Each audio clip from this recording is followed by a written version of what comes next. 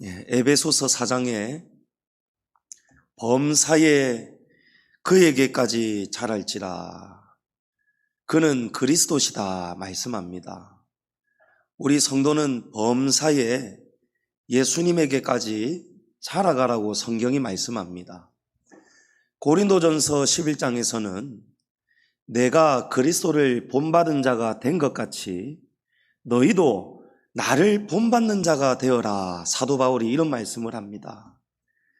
성경이 증거하는 역사와 인물들은 우리가 그냥 감동을 받고 읽고 지나가는 위인전처럼 읽는 성경이 아닙니다. 성경에 증거하시는 역사와 인물을 우리가 본받아야 되는 인물은 도전을 받고 본받아야 되고 범사에 예수님에게까지 자라가야 된다는 것이 성경이 우리에게 주신 소명이고 사명입니다. 오늘 우리는 스데반이라는 인물의 삶과 죽음을 도전을 받고 본받기를 원합니다. 스데반은 우리가 잘 아는 바와 같이 초대교회의 7 집사 중에 한 사람입니다. 사도행전 6장에 보면 하나님께서 초대교회에 일꾼이 필요한 때에 이렇게 말씀합니다. 성령과 지혜가 충만하여 칭찬받는 사람 7을 택하여 세우라 말씀합니다. 주님 교회를 섬길 수 있는 직분자는 성령이 충만해야 됩니다. 지혜가 충만해야 되고 사람들로부터 칭찬받으셔야 됩니다. 성령이 충만한 사람은 기도하는 사람이어야 합니다. 누가 성령의 충만함을 받았습니까? 사도행전 역사를 보면은 예루살렘을 떠나지 않고 마가의 다락방에서 모여서 날마다 기도하였던 무리에게 어느 날 오순절날에 성령이 임하였습니다. 떠나지 않고 모이기를 힘쓰고 기도하는 자에게 성령의 충만이 임하였습니다. 기도하는 자가 성령 충만을 받습니다.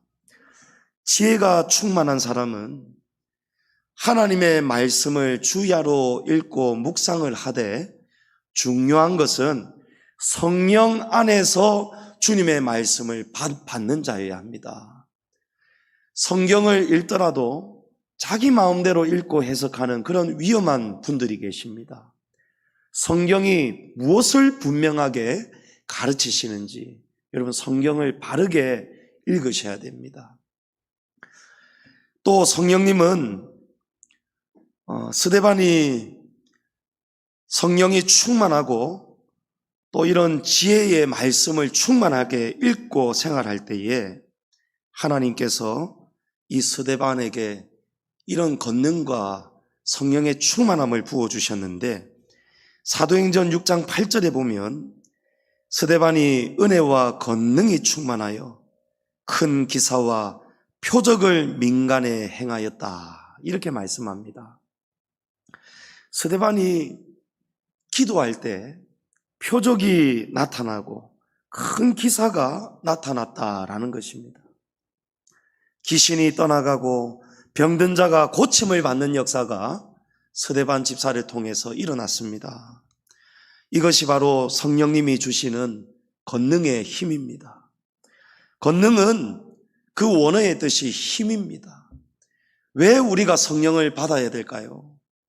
성령은 권능의 영이십니다. 힘이 있어야, 악한 영들보다 강한 힘이 있어야 귀신이 떠나갑니다. 우리가 성령이 주시는 권능의 힘을 가지고 있으면은 사단을 제압합니다. 악한 마귀, 악한 귀신을 우리가 물리칩니다. 우리 안에 괴롭히는 병마가 있습니다.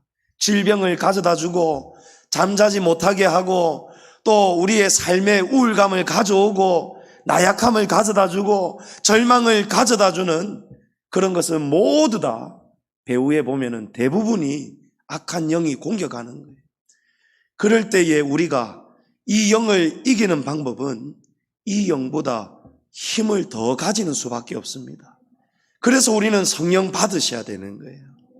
성령은 또한 지혜의 영이십니다. 스데반이 유대인의 회당에 담대하게 찾아갑니다. 유대인이 어떤 사람들입니까? 그리스도의 복음을 배척하는 자들입니다. 근데 스데반이 성령이 충만하니까요, 권능에 힘이 있으니까요, 회당을 들어갑니다. 들어가서 말씀을 담대하게 전하는데요, 성령님이 지혜를 부어주시는 거예요. 사도행전 6장 10절에 스데반이 지혜와 성령으로 말함을 그들이 능히 당하지 못하였다라는 것입니다. 우리가 가족들에게, 이웃들에게 그냥 말로서 교회 나갑시다, 예수 믿읍시다, 말로서 복음을 전한다면 백발백중 실패합니다. 우리의 말에는 권세가 없습니다. 오직 성령의 권능을 받아야 됩니다. 그래서 예수님이 먼저 성령을 받으라고 하시죠.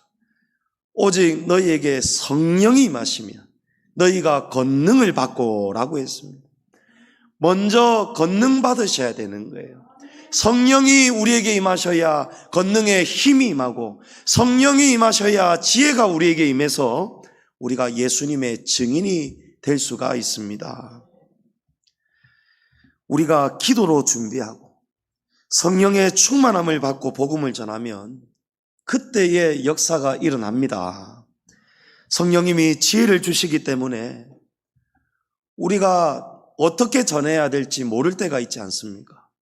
근데 성령님이 우리에게 역사하시면요, 그 사람의 형편에 맞는 복음의 진리가 담대하게 나갈 때가 있습니다. 베드로가 말을 잘 못하는 사람이었습니다. 베드로는 성질이 속된 말로 하면은 정말 불같고 감당할 수가 없는 그런 자였습니다. 학벌도 없습니다. 배우지도 못했습니다. 어부였습니다. 거칩니다. 그런데 그런 베드로가 성령의 충만함을 받고 나니까요, 한날에 베드로의 설교를 듣고 회심하는 자가 3,000명이나 되었다는 거예요. 성도님 여러분, 우리 말의 능력이 아닙니다. 우리가 아무리 똑똑하고 많이 배웠다고 전도할 수 있는 것이 아닙니다. 오직 자라게 하시고 열매 맺게 하시는 분은 하나님이십니다. 성령님이 도와주셔야 되는 거예요. 성도님 여러분, 성령 충만함을 사모하시기를 축복합니다. 성령 충만 받으려면 기도해야 됩니다. 기도의 자리로 부지런히 사모하시고 모이기를 힘쓰셔야 됩니다. 마가의 다락방처럼 우리가 모이기를 힘쓰고 기도할 때에 성령님이 충만하게 임하실 줄을 믿습니다. 성령님이 오시고 나면 권능이 임하고 지혜가 임하기 때문에 우리가 가정과 이웃들에게 복음을 전할 때에 복음의 열매가 반드시 나타나게 될 줄을 믿습니다. 스데반이 성령이 충만하고 지혜의 영이 충만하니까요, 유대인들이 말로서는 이기지를 못하는 거예요. 스데반이 예수 그리스도의 복음을 담대하게 증거할 때에 말로서는 능히 당해내지를 못하는 거예요. 사단이 가만히 두고 볼 리가 없겠지요. 사단은 절대로 그런 일을 두고 보지 않습니다. 성령이 역사하시는 곳에는, 성령의 능력이 나타나는 곳에는 반드시 사단도 역사한다는 사실을 우리가 늘 기억해야 되겠습니다. 그래서 은혜 받을 때에 우리가 은혜를 받았다가 중요한 것이 아니고 받은 은혜를 우리가 누려가고 펼쳐가고 유지하는 것이 더 중요하다라는 사실입니다. 금식기도 마치고 기도원 갔다가 은혜 충만히 받고 돌아왔을 때에 집에 들어서자마자 은혜 쏟아버리는 경우 많습니다. 오자마자 집안에 우환이 생겨 있고 자식들이 사고를 치고 있고 그럴 때에 그 순간 찰나에 받았던 은혜는 온데간데 없고 이 안에서 육의 본성이 펄펄 살아나잖아요. 혈기가 나오잖아요. 짜증이 나오잖아요. 큰 소리가 나오지 않습니까? 혈기 한번 쏟고 나면요, 성령의 거룩하신 영이 이 안에서 금방 소멸됩니다. 성령은 거룩하신 분입니다. 거룩이라는 원어의 뜻은 분리된다는 거예요. 분별이 된다, 구별되다, 이런 뜻이에요. 성령님은 거룩하신 분이기 때문에 우리의 악한 본성과 이 안에 같이 머물러 계실 수가 없어요. 그래서 악한 영이, 우리가 성령님이 우리 안에 충만하게 오시고 나면요, 악한 영이, 이 거룩하신 영이 계시지 못하도록, 우리가 이 은혜를 다 쏟아버리도록 우리의 마음을 헤집어 버립니다. 먼저 알고 딱 기다리고 있습니다. 회당에 있는 유대교인들이 지금 이 안에서 부글부글 끓기 시작하는 거예요. 그 배후에 사단이 있습니다. 스데반이 담대하게 지혜를 가지고 그리스도의 복음을 증거하기 시작할 때에 여기저기서 누군가는 이 말씀에 귀를 기울이기 시작할 거예요. 성령의 역사가 나타나는 겁니다. 그러니까 사단이 두고 보지를 못하는 거예요. 사단이 움직일 수 있는 사람들이 있습니다. 기도하지 않는 사람, 성령 충만하지 않는 사람, 육이 벌벌 살아있는 사람, 그런 사람을 사단은 기뻐하고 좋아하고 즐겨 사용합니다. 성령이 귀하게 쓰시는 성도님들 되셔야 됩니다. 사단에게 쓰임받는 성도님들 되시면 안 됩니다. 사단에게 마음을 빼앗겨버리면 안 됩니다. 사단이 그런 사람들 속에 들어가니까요, 어떤 일이 벌어집니까? 유대교인들이 이 스데반을 당해내지 못하니까 거짓 증인들을 매수해가지고 스데반을 사내들인 공회에 고소고발하여서 죽이려고 마음을 먹습니다. 사도행전 6장 11절 12절에 사람들을 매수하여 말하게 하되 이 사람이 모세와 하나님을 모독하는 말을 하는 것을 우리가 들었노라 하게 하고 백성과 장로와 서기관들을 충동시켜 와서 잡아가지고 공회에 이르렀습니다. 사단은 하는 짓이 바로 이런 짓이에요. 사단은 없는 일을 만들어냅니다. 없는 말을 만들어냅니다. 없는 사건과 말을 자꾸 옮겨 다니게 만듭니다.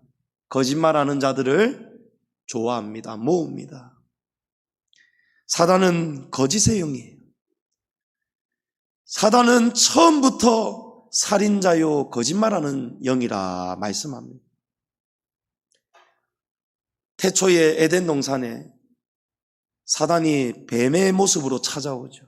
그래서 하와에게 어떻게 합니까? 거짓말합니다. 안 죽는다라고 거짓말합니다. 이거는 먹으면 더 좋은 것이다 라고 합니다. 하나님처럼 너희가 더 높아질 수 있다. 거짓말입니다. 하와가 속아버렸습니다. 바리새인들이 예수님을 죽일 때에도 거짓말을 난무하죠. 거짓 증인을 앞세웠습니다. 예수님이 그런 바리새인들에게 하신 말씀이 요한복음 8장 44절에 기록되어 있습니다. 우리 다 같이 한번 읽어보겠습니다. 너희는 너희 아비 마귀에게서 났으니 너희 아비의 욕심대로 너희도 행하고자 하느니라.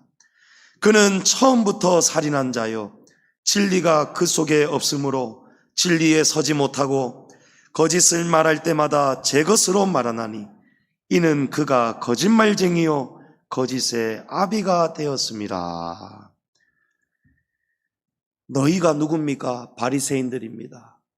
바리새인들이 하는 짓이 위선이었고 거짓이었습니다. 거짓말로 거짓된 증인을 매수해서 예수님을 빌라도 법정에 고발하였습니다. 사단은 예나 지금이나 하는 짓이 똑같습니다. 지금 스데반을 향해서도 사단이 어떻게 합니까? 거짓 증인들을 매수하는 거예요. 성령님은 진리의 영이십니다. 성령님은 정직하신 영이십니다. 그러나 사단은 거짓의 영입니다.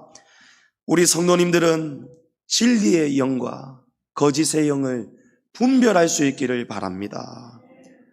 마태복음 7장에 예수님은 거짓의 영과 진리의 영을 열매를 보면 알 수 있다라고 하셨어요. 여러분, 열매를 보셔야 됩니다. 열매가 아름다워야 돼요. 우리가 주님의 교회를 위해서 우리가 주고받는 언행들이 그 열매가 거룩해야 됩니다. 그 열매가 교회에 그리스도의 덕이 나타나야 됩니다. 그 열매가 사랑이어야 됩니다. 겸손이어야 됩니다. 온유해야 됩니다. 서로의 마음을 상하게 하고 남을 모함하고 비난하고 비판하고 정죄하고, 여러분, 그것은 열매가 아름다운 것이 아닙니다. 그것은 성경의 가르침이 아닙니다. 성경은 분명히 말씀하시죠. 원수 갚는 것이 내게 있으니 내가 갚게 하라. 나는 여호와니라. 하나님께 맡기라는 거예요. 서로 비난하고 고발하고 죄를 들추고 비판하고 정죄하고 미워하지 말라는 거예요. 그 대신에 너희는 무엇보다도 뜨겁게 서로 사랑할지니 사랑은 허다한 죄를 덮느니라. 여러분, 이것이 성령의 열매입니다. 성령의 열매예요. 성령은 고소고발하지 않습니다. 예수님은 형제 중에 죄를 범한 자가 있을 때에 어떻게 하여라 성경에 다 말씀하고 있습니다. 남들 모르게 성도들끼리 서로 알리고 또 서로 소문을 내고 이렇다더라 저렇다더라, 여러분, 전부 다 성령의 열매가 아니라는 것을 깨달으셔야 됩니다. 정직한 영이 우리를 새롭게 해야 되는 거예요. 말은요, 진실하지 못한 경우가 참 많습니다. 특히 옮겨 다니는 소문은 더 그렇습니다. 성도들은 특별히 입이 무거우셔야 됩니다. 교회 안에서 성도들의 입은 찬양할 때에, 기도할 때에, 주님을 애타게 부르짖을 때에, 그럴 때에 이 입을 크게 여시기를 축복합니다. 사단은 거짓말을 만들어냅니다. 멀쩡한 사람을 모함해버립니다. 사도행전 7장은 스데반이 공회에 잡혀온 다음에 거짓말로 모함을 받아서 붙잡히고 체포되어서 결박당한 채로 지금 공회 앞에 서 있습니다.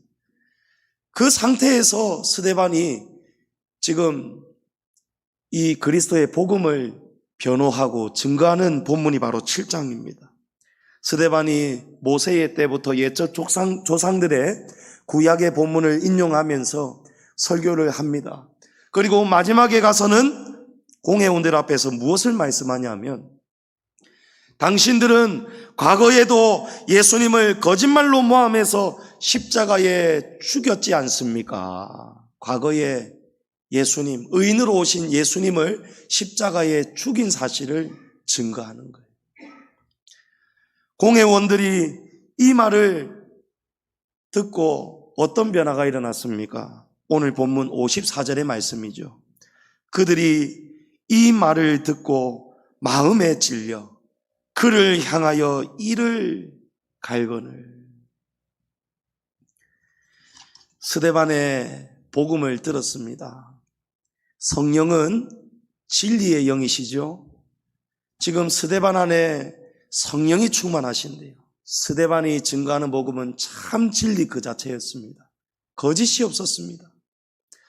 그 진리의 빛이 비추어질 때에 이들이, 공회원들이 양심의 가책을 받았다는 거예요. 찔림을 받았다는 것입니다. 마음이 괴롭고 아팠다는 것입니다. 그런데 이들의 마음에서 양심의 찔림을 받기는 받았는데 그 이후에 어떤 반응이 나타납니까? 이를 갈았다는 거예요. 이를 갈았다는 거예요. 진리의 말씀이 우리 성도들의 마음속에 비추어질 때, 우리의 귀에 성령의 말씀이 들릴 때에 우리의 양심에서 어떤 반응이 나와야 됩니까? 회개가 터져 나와야 됩니다. 회개가 터져 나와야 됩니다. 어느 성도님이 제게 이런 말씀을 하셨어요.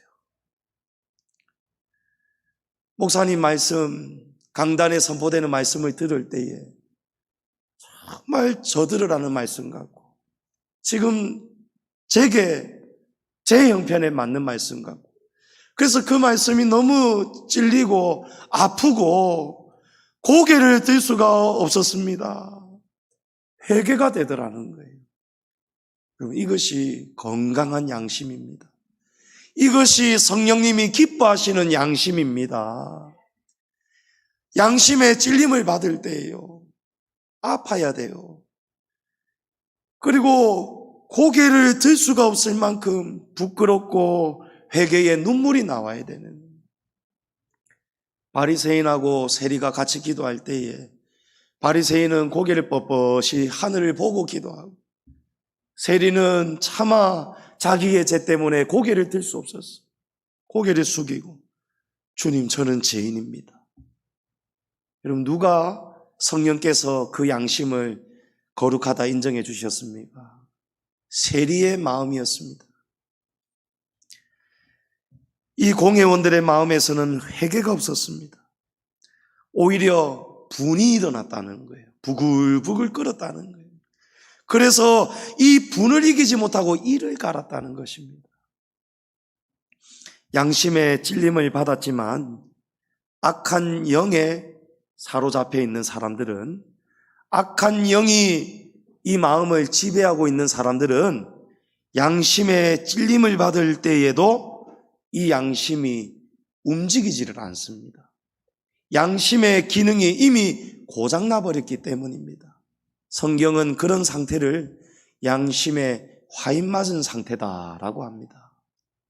디모데전서 4장에 보면 성령이 밝히 말씀하시기를 후일에 어떤 사람들이 믿음에서 떠나 미혹하는 영과 귀신의 가르침을 따르리라 하셨으니 자기 양심이 화인을 맞아서 외식함으로 거짓말하는 자들이라.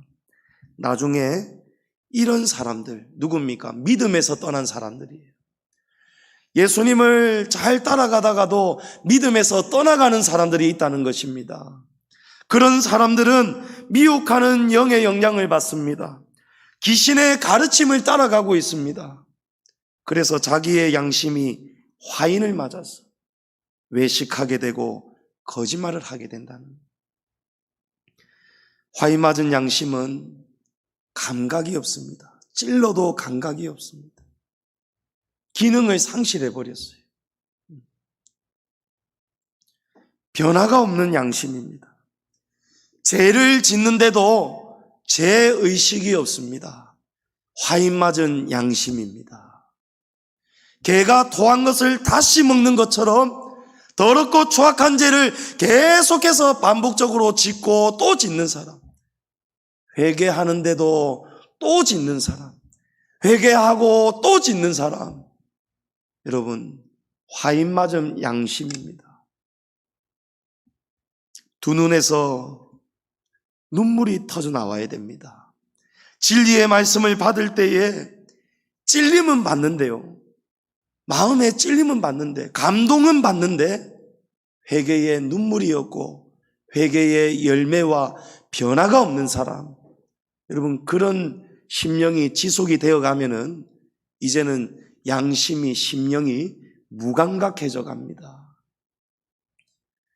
새 신을 샀는데요, 하얀색 운동화를 샀는데요,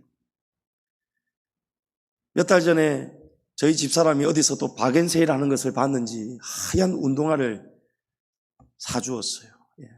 얼마냐고 물어보길래 제가 대답도 안 했습니다.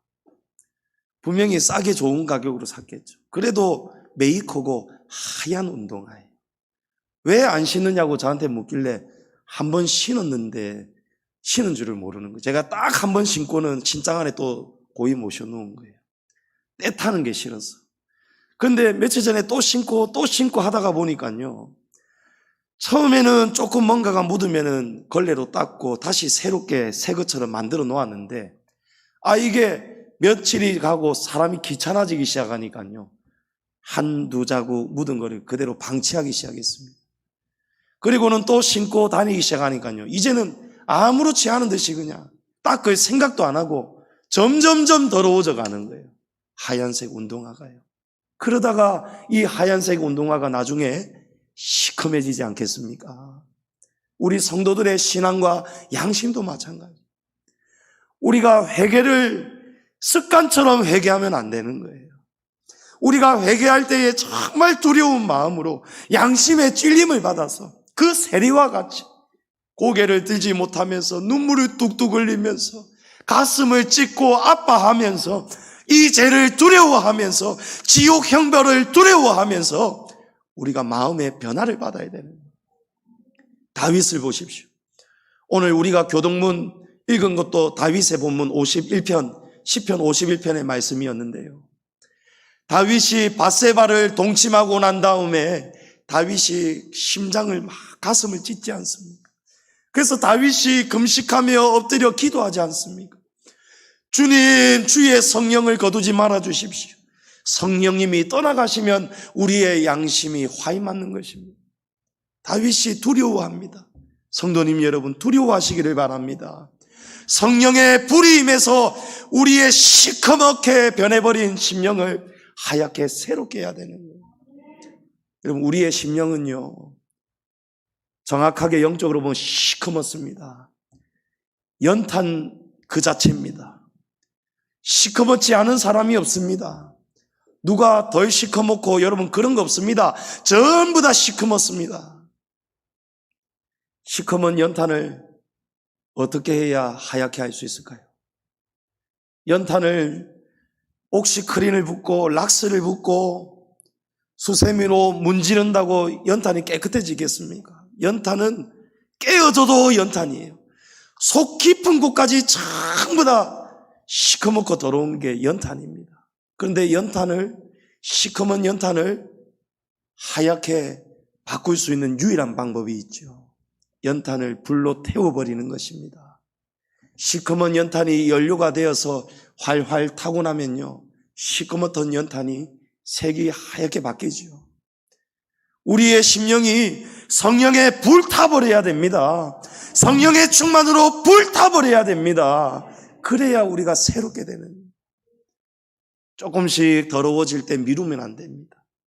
똑같이 짓는 죄 반복적으로 지으면 안 됩니다. 우리의 마음이 굳어지지 않도록, 양심이 화인 맞는 일이 없도록 여러분들 두렵고 떨림으로 기도 생활하시기를 축복합니다. 스데반 속에 성령님이 역사하고 계셨어요.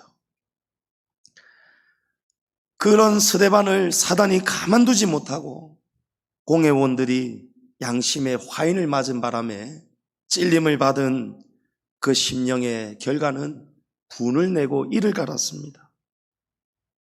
공회원들이 이를 갈면서 이제 스데반을 죽이려고 하는 거예요.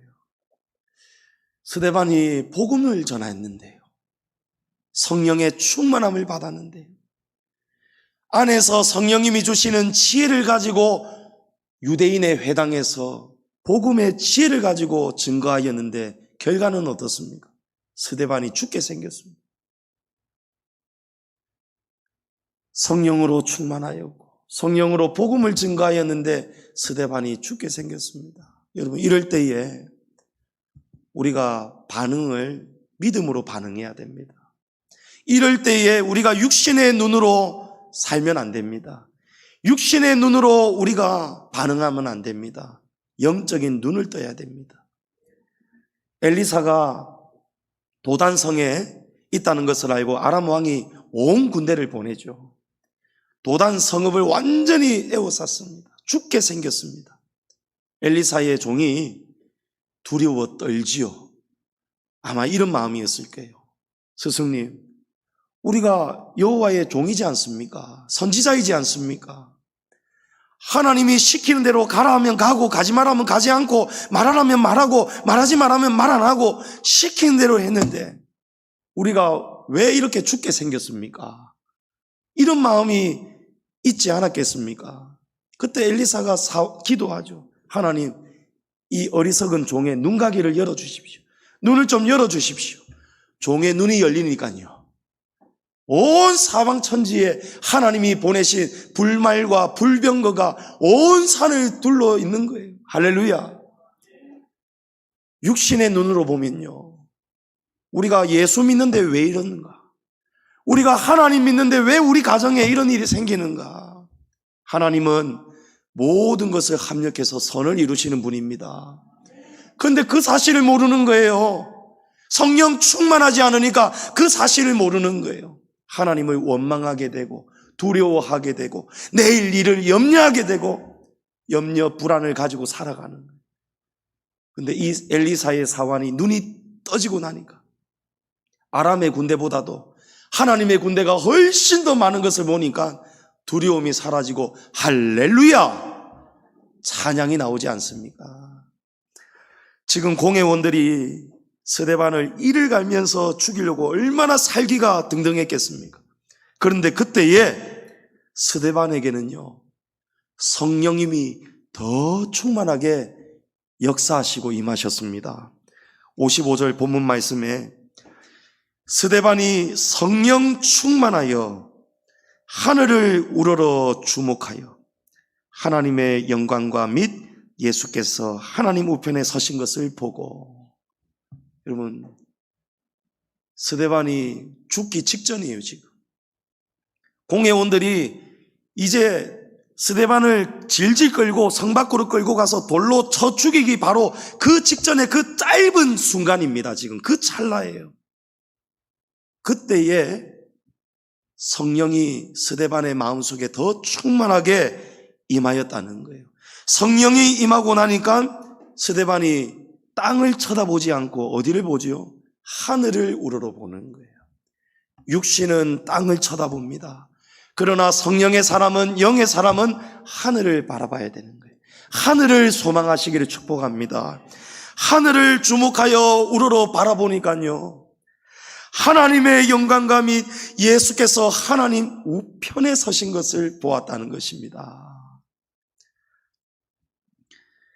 우리가 복음의 증인으로 살아가다가 스데반처럼 성령의 충만함을 받아서 담대하게 복음을 증거하다가 고난을 받고 위기를 만나고 핍박을 받을 때에, 모진 시련을 만날 때에 우리 육신의 눈으로는 볼 수 없지만 영적인 눈으로 하늘을 소망하고 바라볼 때에 우리 주변에는 하나님의 영광이 가득하시다라는 것을 기억하셔야 됩니다. 그 속에 우리의 소망을 가지셔야 됩니다. 어렵다, 힘들다, 다시는 힘들다고 여러분 말하지 마십시오. 힘든 가운데 성령의 충만함을 받으셔서 하늘을 바라보십시오. 성령의 충만의 열매는 무엇입니까? 없는 중에도 충만하게 있는 것을 바라보는 거예요. 감사할 수 없는 형편에서도 감사의 제목을 찾아내는 것이 성령의 충만한 사람입니다. 우리 양지중앙교회가 요즘 충만합니다. 하나님께서 우리 교회가 어렵지 않도록 물심양면으로 성도들의 신앙이 자라가게 하시고 동력자를 보내주시고 물질을 채워주시고 얼마나 하나님이 넘치도록 부어주고 계시는지 모릅니다. 성령의 눈으로 똑바로 보시기를 바랍니다. 기뻐하셔야 됩니다. 우리가 감사해야 될 때입니다. 하나님께 영광을 돌려드려야 될 때가 바로 이때인 줄을 믿습니다. 여러분 자랑하십시오. 우리 교회를 자랑하십시오. 하나님의 은혜가 이토록 함께하는 교회를 자랑하십시오. 어떤 분이 어디서 소문을 들었는지 오전도사님에게 전화가 왔다지 않습니까? 올 초에 그 사건이 있은 다음에, 아니 전도사님 섬기는 교회에 서울에 있는 어느 권사님이 하나님께 기도하다가 감동받아가지고 1억을 헌금했다는데 사실입니까? 전화가 와서 실합니다. 감각이 예민한 사람들은요, 이야, 양지중앙교회에 엄청난 역사가 일어났구나. 하나님이 정말 양지중앙교회에 은혜를 부어주고 계시는구나. 여러분 느끼셔야 된다는 거예요. 스데반이 이제 돌에 맞아 죽기 직전인데요. 얼마나 두려울 때입니까? 죽기 직전인데요. 그런데 성령님이 임하시니까요, 하늘을 바라보게 돼요. 하늘을 바라보게 되니까요, 하나님의 영광을 보게 되고 하나님의 보좌 우편에 서 계신 그리스도 예수님을 바라본 것입니다. 자, 예수님이 스데반을 향해서 아마 이런 말씀을 하셨을 거예요.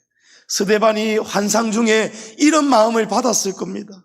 스데반 집사야, 내가 고난을 받아서, 십자가에 엄청난 고난을 받아서 내가 무참히 십자가에 죽어버렸다. 그러나 내가 말한 대로 3일 만에 내가 부활을 하여서 지금 내가 어디에 서 있느냐? 하나님의 영광 가운데 하나님의 우편에 내가 지금 서 있지 않느냐? 스데반 집사야, 너도 지금 나를 위해 고난받고 죽임을 당할 것이지만 너도 곧 내 있는 자리에, 영광의 자리에 서게 될 것이다. 힘을 내거라, 스데반 집사야. 예수님이 이 위로와 소망을 보내주신 것입니다. 요한일서 5장 4절에 무릇 하나님께로부터 난 자마다 세상을 이기느니라. 아멘. 세상을 이기는 승리는 이것이니 우리의 믿음이니라. 성도님 여러분, 스데반 집사님의 믿음을 닮으셔야 됩니다. 예수님이 보여주신 그 믿음을 쫓아가셔야 됩니다.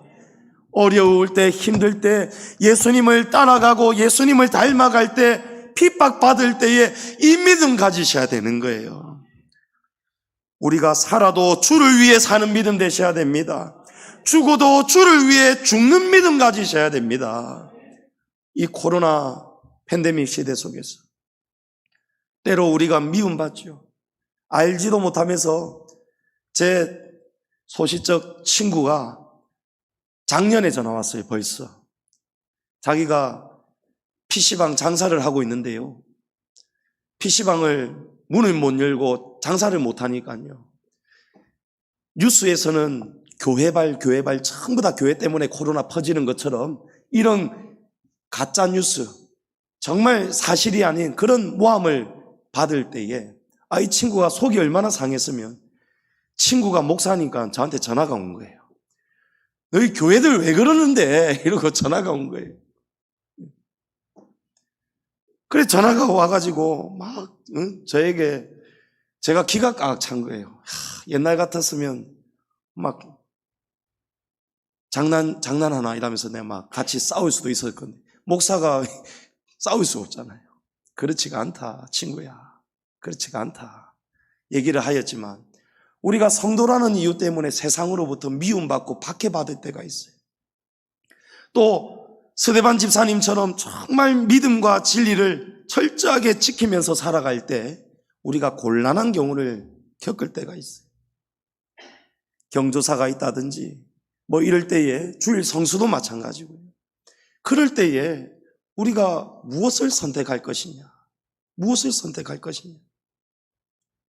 우리가 핍박받을 때에 어떤 일이 벌어집니까? 지금 스데반 집사님에게 예수님이 영광 중에 나타나신다는, 우리가 눈으로 보지 못하지만 우리 성도가 믿음을 정말 목숨을 걸고 믿음을 지킬 때에, 신앙을, 거룩한 신앙을 지키려고 우리가 목숨을 걸고 미움을 받고 핍박을 받고 돌을 맞고 그러는 순간에 어떤 일이 벌어지는지 아십니까? 하늘에서 예수님이 나타나시는 것.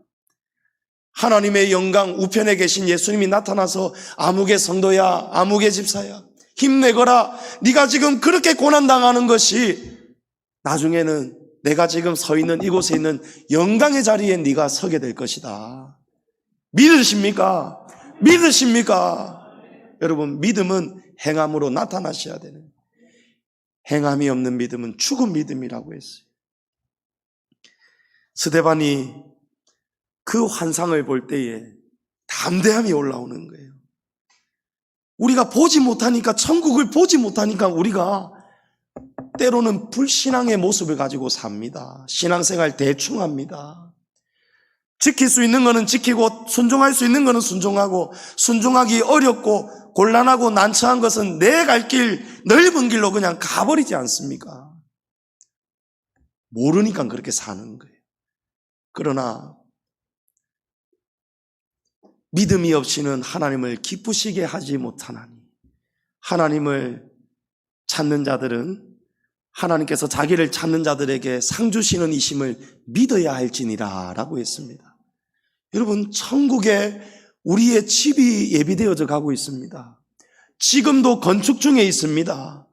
우리가 무엇을 심느냐, 어떤 믿음을 심느냐에 따라서 우리의 집이 달라지고요, 면류관이 달라지고요, 영원하게 누려야 되는 복이 달라진다는 사실을 믿음의 눈으로 바라보시기를 축복합니다. 여러분, 적게 심은 자는 적게 거두고요, 많이 심은 자는 많이 거둡니다. 귀한 것을 심으시기 바랍니다. 스데반 집사님처럼 우리가 순교하는 지금 시대 아니지 않습니까? 공산당이 쳐들어와서 우리 지금 총뿌리를 겨누는 그런 시대 아니잖아요. 그런 시대가 아니더라도 우리가 주님을 위해서 목숨을 걸 수 있는 신앙의 행함을, 진실함을 주님 앞에 드릴 수 있기를 간절히 부탁드립니다. 스데반이 그 하늘의 환상을 보고 나니까요, 담대함이 올라오는 거예요. 더 이상 땅의 영광이 미련이 없어요. 빨리 죽었으면 좋겠어요. 그냥 막 차라리. 너무 밝고 빛난 천국에 이제 곧 가게 되었으니 이 마음에서 담대함이 올라오는 거예요. 죽음이 두렵지 않습니다. 죽음이 두렵지 않은 신앙이 되는 것입니다. 그래서 스데반이 57절에 스데반이 무리를 향해서 이렇게 말을 하죠. 하늘이 열리고 인자가 하나님 우편에 서신 것을 보노라. 지금 스데반이 유대인들이 제일 싫어하는 그리스도 예수님, 그 인자가 하나님 보좌 우편에 서신 것을 지금 내가 보고 있다, 이렇게 막 기뻐하니까요, 유대인들이 더 미치고 날뛰는 거예요. 그 속에 있는 사단의 영이 미치고 날뛰는 거예요. 57절에 그들이 큰 소리를 지르며 길을 막고 일제히 그에게 달려들어 성 밖으로 내치고 돌로 쳐 죽여버렸다는 거예요. 여러분, 사단이, 분명히 보이지 않는 사단이 항상 진실된 믿음이냐, 진실되지 못한 믿음이냐, 이 우리의 믿음에 따라서 사단이 우리의 마음을 조종합니다. 이 사람들을 보십시오. 스데반을 죽이는 일에 온 무리가 일제히라는 것은 한 마음입니다. 한 마음. 모두가 똑같은 마음으로 일제히 돌을 들고 달려들었다는 거예요. 여러분, 그 이면에 똑같은 사단의 영이 역사하고 있다는 사실입니다.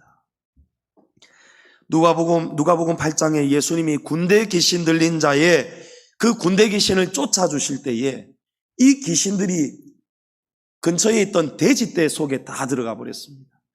돼지떼 속에 귀신이 다 들어가니까 어떤 일이 벌어졌죠?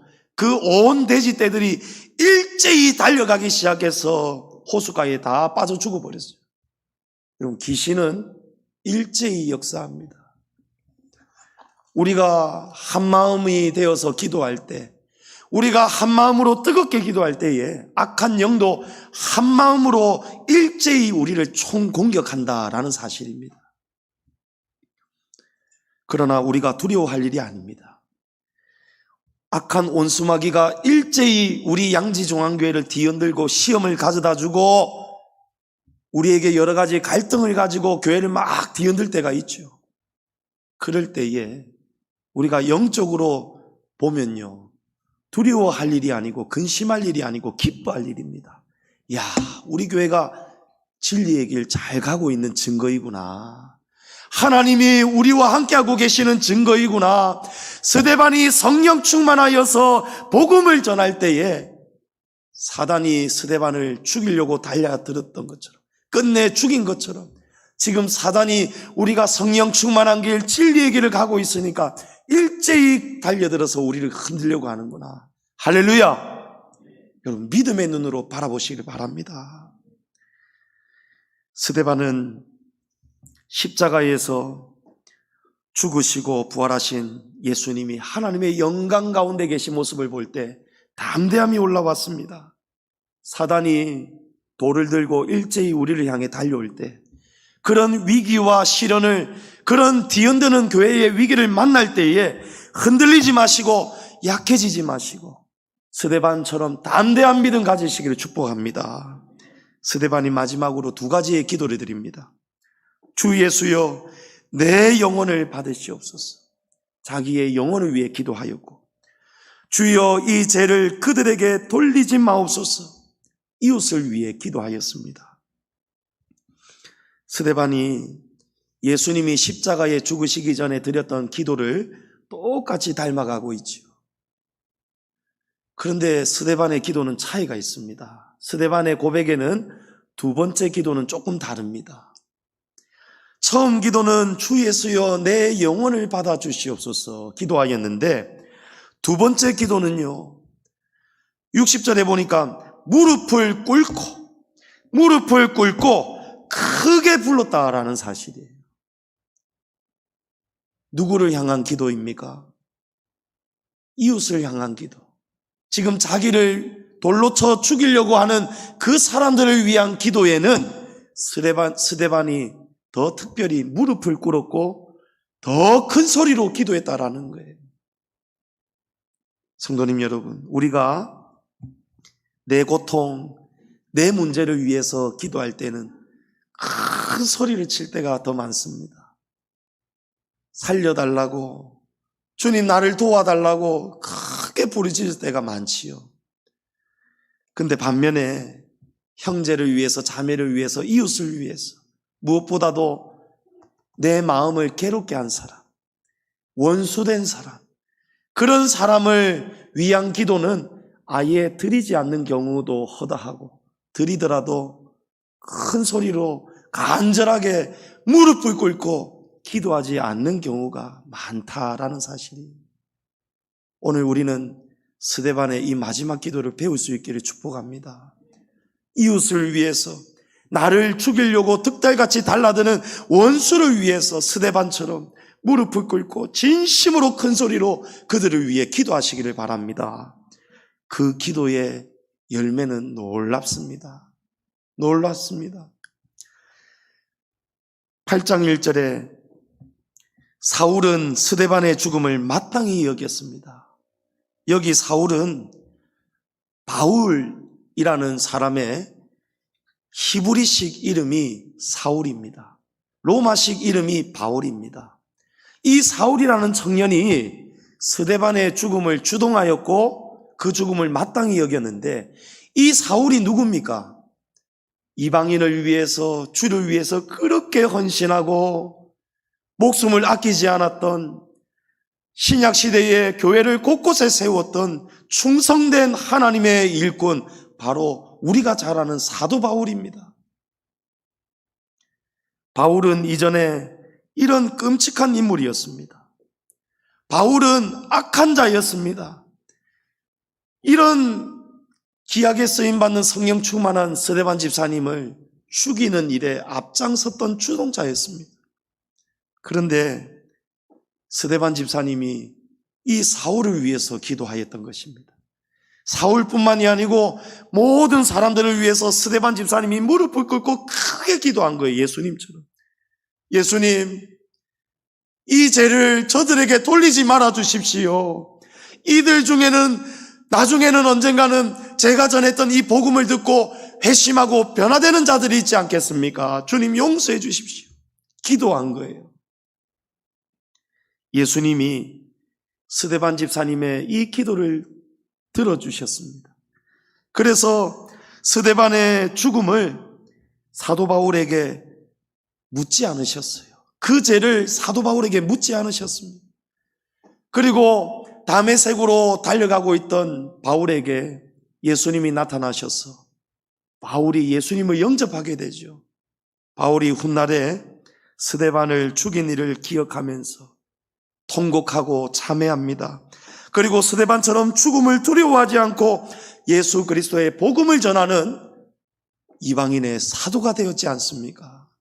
성도님 여러분, 베드로전서 말씀에 악을 악으로, 욕을 욕으로 갚지 말고 도리어 복을 빌라. 이를 위하여 너희가 부르심을 받았으니 이는 복을 이어받게 하려 하심이라. 아멘. 복받는 성도님들 되시기를 축복합니다. 스데반 집사님처럼 원수를 사랑하시고 죽는 순간까지도 원수를 위해서 크게 기도하시는 우리 성도님들 되셔서 우리 기도의 열매가 나타날 수 있기를 축복합니다. 갈라디아서 6장 9절에 우리가 선을 행하되 낙심하지 말지니 포기하지 아니하면 때가 이름에 거두리라. 스데반 집사님이 결국은 돌에 맞아 죽으셨지만 죽은 다음에 이 놀라운 열매가 거두는 역사가 일어났습니다. 선을 행하되 낙심하지 말아야 되겠습니다. 우리가 죽어도 낙심할 필요가 없지요. 죽은 다음에도 주님은 우리의 열매를 기억하시고 거두게 하실 줄을 믿습니다. 오늘 스데반의 삶과 죽음을 우리가 나누었습니다. 우리 각자에게 주신 하나님의 말씀이 있고 양심의 찔림이 있고 도전이 있는 줄을 믿습니다. 오늘 이 말씀을 기억해서 스데반 집사님의 삶과 죽음이 우리 안의 역사에서 우리를 통해서도 성령님의 귀한 열매와 진리가 나타날 수 있기를 축복합니다. 우리가 가는 길이 험한 시대입니다. 교회를 부흥시켜가고 세워가는 일이 어려운 시대입니다. 그러나 이런 어려운 때마다 스데반 집사님처럼 하늘을 우러러 주목하시고 하나님의 영광을 바라보시면서 더 성령 충만 받으셔서 담대한 믿음 가지셔서 죽기까지 충성을 다하셔서 하나님이 기뻐하시는 우리 양지중앙교회와 성도님들의 믿음과 열매가 풍성하게 나타날 수 있기를 주님의 이름으로 축복합니다.